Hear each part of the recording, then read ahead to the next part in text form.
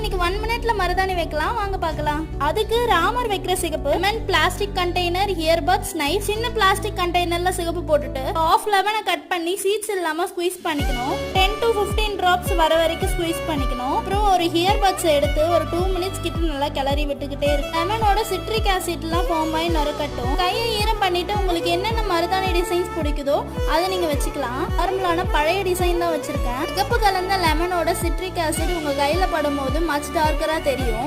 ஒரு ஃபங்க்ஷனுக்கு ரெடி ஆயிட்டு நீங்க மருதாணி வைக்கணும்னா இதை நீங்க ட்ரை பண்ணலாம். 2 பொருள் வச்சு மருதாணி வச்சிடலாம். அவங்க கலருக்கு ஏற்ற மாதிரி ஷேட்ஸ் மாறும். 1 டே தான் இந்த சிகப்பு நிற்கும் உங்க கையில. போட்டு வாஷ் பண்ணா அந்த மருதாணி அலைஞ்சிடும். சிகப்பு ஒரு 5 to 10 மினிட்ஸ் கிட்ட நல்லா காஞ்சிரும். உங்களுக்கு டார்க்கா வேணும்னா லெமன் போட்டு தொட்டு விடுங்க. பட் தேய்ச்சிடாதீங்க, அது அப்படியே ஃபேட் ஆயிடும். சிகப்பை கழுவ கூடாது, வாட்டர்ல சும்மா கையை விட்டு காட்டணும். வாஷ் பண்ணிட்டு காட்டுறேன், என் கை எவ்வளவு சிகப்பா இருக்கு பாருங்க. இந்த வீடியோ உங்களுக்கு பிடிச்சிருக்கும் நம்புறேன். Thanks for